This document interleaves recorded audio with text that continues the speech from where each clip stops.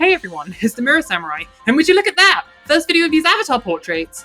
So this video is going to be a bit different from some of the other stuff on my channel, since this is my first time posting original designs on YouTube. Fanart's fun and all, but I find it's even more fun creating my own character designs, and it gives me a bit more of an excuse to talk about my design process and stuff. So what's the topic today? Pokemon, of course!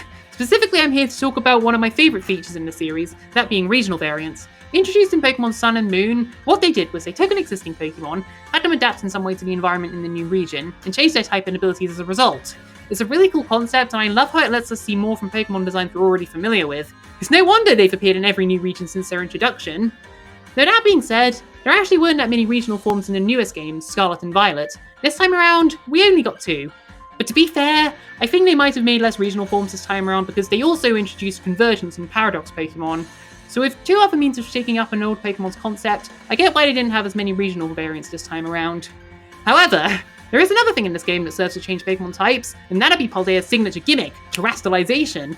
Unless you change a Pokemon's type to their Terra type in the middle of battle, and through Terra Raids you can potentially find any Pokemon with any Terra type, which creates a fun dynamic of technically changing to any type you want.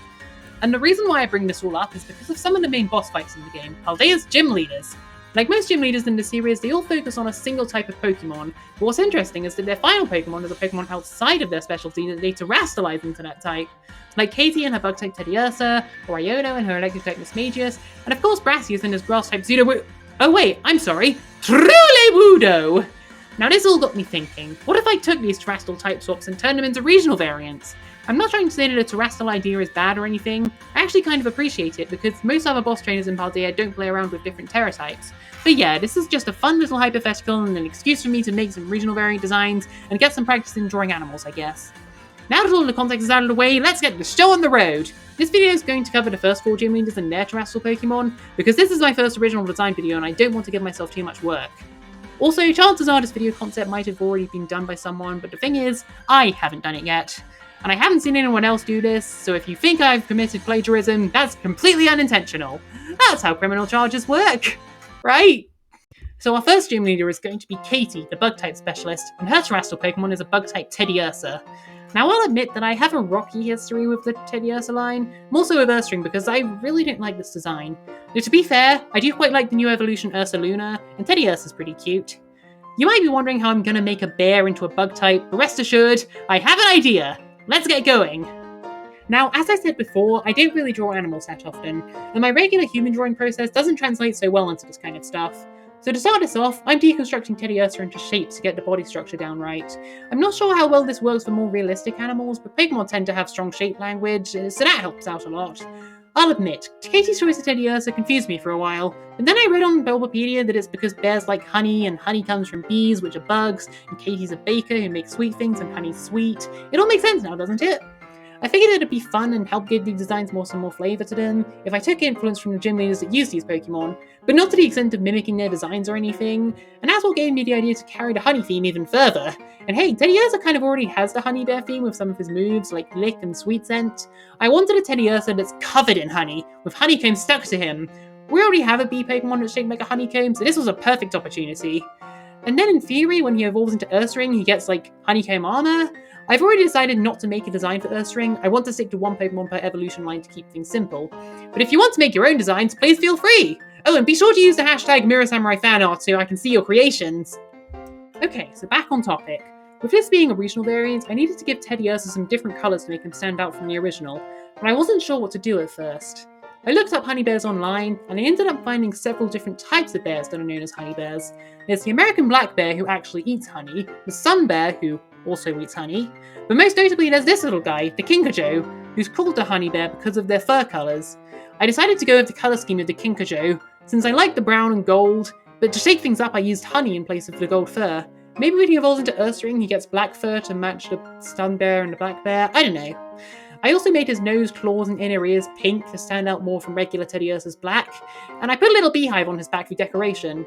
That last bit was inspired by the beekeeper from the Bloons Tower Defense games. So here we are, here's Paldea and Teddiursa. I decided to make the little guy a normal bug type, since we don't actually have any normal bug types yet. Which, yeah, that's probably the hardest type combo to come up with something for.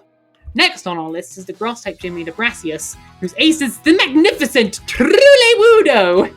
Makes sense, turning the fake tree into a real tree, but what if we take it a step further and turn him into an even realer tree? Or maybe we make him even faker. Who knows? Let's go. So my first thought going into this is, Brassius is an artist, right? From what I can gather, he seems to make statues, which makes sense since Sudowoodo has the thing of posing as a tree and standing still, kind of like a statue. But here's the thing, when I think artist characters, I think paint, and I think that gives a strong visual style that would be really cool to see on a Pokemon. I was heavily inspired by some paintings of trees from the Impressionist era, particularly the works of a certain Tom Brown. I really like the way he combines the really light strokes with the darker strokes, and I think that a brushstroke pattern would be a fun design for a tree Pokemon that would help him stand out from other Pokemon, and especially from their non-grass type regular form. Except, it did not work. I pretty much ended up drawing regular Sudowoodo with different colours and leaves instead of those green ball things. I couldn't find a way to feasibly implement the brushstroke pattern because I didn't have any good brushes for it. The only ones I did have were too skinny and random and not clean enough to really fit that Impressionist vibe. I thought of replacing those yellow spots with the brushstrokes, but it didn't work. I even tried to give them the shape wasn't helping much. I tried giving the whole design a painty rendering, but I knew that it wouldn't work because Pokemon designs are meant to be simple, and that kind of strong rendering would make him too complex to really fit in with the other designs. I skimmed through a bunch of different ideas on how to make it work, and I shot them all down immediately, and I quickly felt that I really shouldn't have committed to this design from the sketch. I should have put more thought into it and tried some other ways to experiment with the design. But like, that's the thing, how am I supposed to add more and expand on this? Sudowoodo's already structurally sound, and I don't think I can just add more to him. So I took a short break and asked for some feedback, but I didn't really have any friends online at the time. But later that evening, I got an idea from my good friend Issa, who had the idea of integrating moss into the design, and that got me really inspired. So I changed Sudowoodo's colours from light brown wood to blue-grey stone, which I like more because he's more distinguished from the regular form. I added moss to his legs, I made the bushes on his hands more moss-coloured, and now I've landed somewhere I'm happy with. Very far removed from my original concept, but I think going somewhere completely different helped make a design that I think works a lot better. So yeah, that's a win in my books. It's pretty clear he's got to be a grass-rock type. It's one of my favourite type combos, and a really underutilised one at that. He kind of looks more like a rock type than regular Sudowoodo. Funny when my intention was to make him a grass type. But yeah, a win is a win. Time to move on. Okay, Pokemon number 3. Now we're getting to our streamer girl Iono, whose ace is an electric type Mismagius. A pretty devious Terra type, since Mismagius has Levitate to negate Electric's only weakness. Now I was looking forward to this, since I'm a big fan of Mismagius, definitely one of my favourite ghost types. So let's see what I was able to come up with.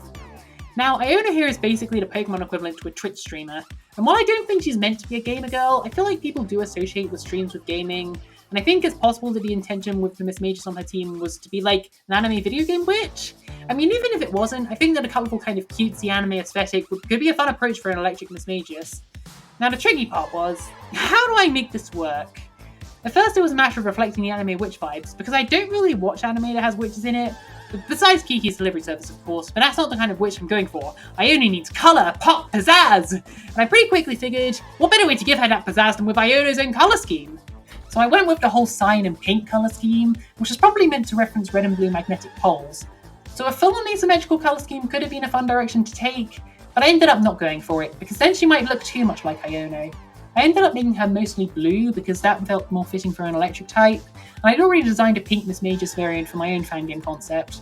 The other tricky part came from making Mismagius actually look like an electric type. I considered putting some kind of electric attachment onto her, but stuff like magnets and coils would be super unfitting on a ghost type. And then I thought, hey, stars are very anime, stars connect to light connects to lightning. That works, I guess. So I took Mismagius' arm things and shaped them like lightning bolts. They kind of already were, I just made them more jagged. And I shaped all of her spiky tufts to look like stars.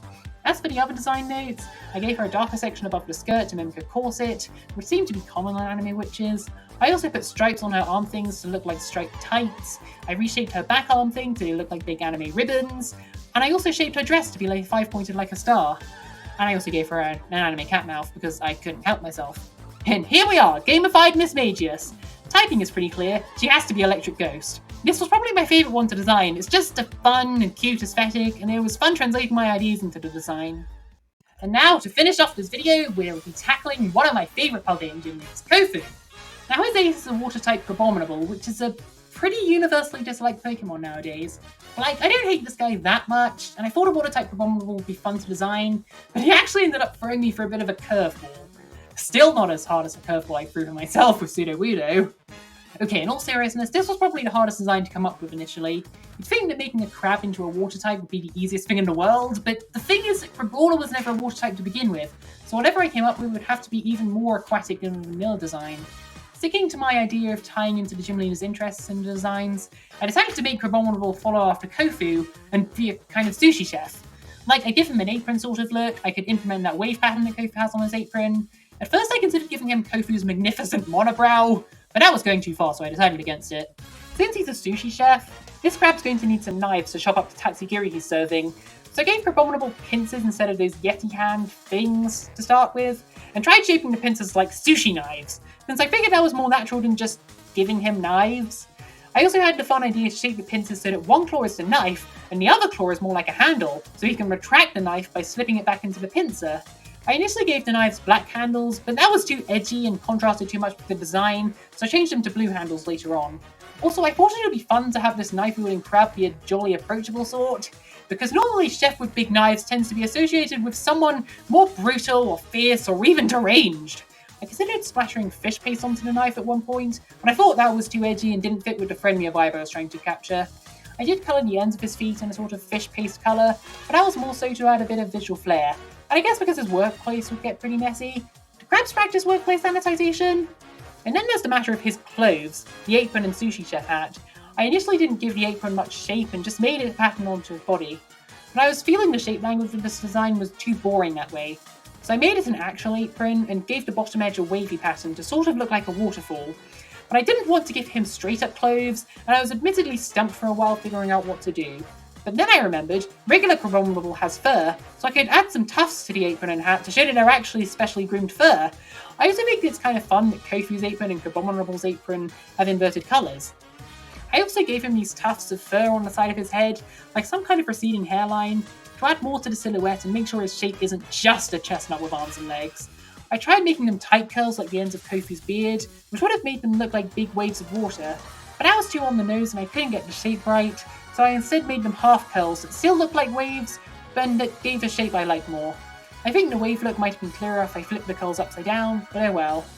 And I've done it! Here's Paldea Crabominable! I was considering water fighting for the type at first, flowing more naturally from the brawler.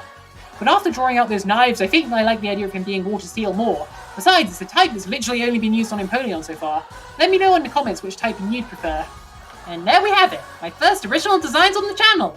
Or at least kind of original, they are based on existing Pokemon after all. What did you think of these guys? Would you use them on your team? I'd love to hear your thoughts, and if you want to draw fan art, go right ahead! And remember to use the hashtag NeuroSamuraiFanart so I can see them on Twitter and Instagram. Until then, look forward to part 2, where I make regional forms for the remaining gym leaders Terastal Mons. I've got some pretty strong ideas for most of them, but normal types to Raptor? Yeah, that's going to be tricky. If you want to see more original content from me, I do have plenty of full-on OCs and original Fakemon designs I'd love to share someday, so let me know if you're interested. Whatever, I think that just about wraps things up. Share this video with your friends, subscribe to the channel, follow my Twitter and Instagram, you know, all that stuff. Stay hopeful, don't give up on your dreams, and look forward to my next video.